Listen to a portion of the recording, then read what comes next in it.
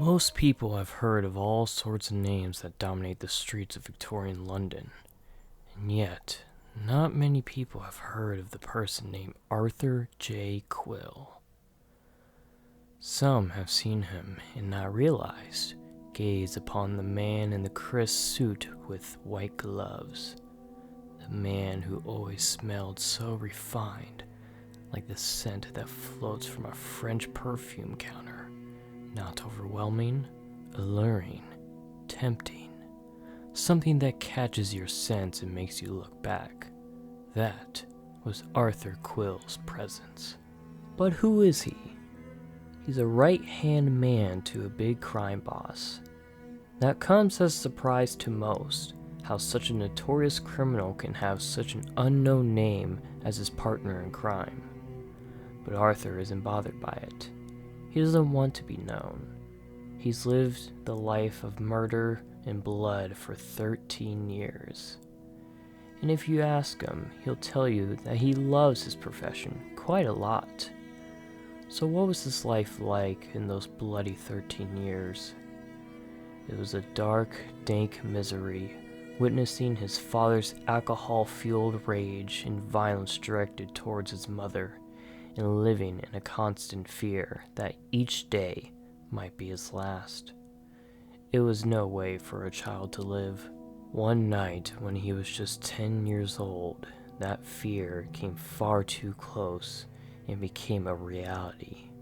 He had watched day by day and night by night as his mother's mental stability had wavered, cracked, faded, and snapped, and was not surprised as he watched her murder his father and herself in front of his eyes. She had made an attempt on his life, but Arthur was not ready to die that day. With so many stab wounds all over him, he escaped covered in blood and took himself onto the streets, surviving on the bare minimum, scraps and crumbs that were barely sufficient to feed a rat, let alone a growing boy. But Arthur was a tough and powerful little boy. He was determined to live and refused to be held back. For 4 years he kept himself alive, teaching himself how to run, steal, and fight, until one day he attempted to pickpocket a man that was smarter than any other. The man slapped his hand over Arthur's skinny wrist and glowered at him. Street rats like him deserved to be taught a lesson, as the man looked down at that stubborn, scrappy little face. Something inside him hesitated. "I'm giving you a second chance.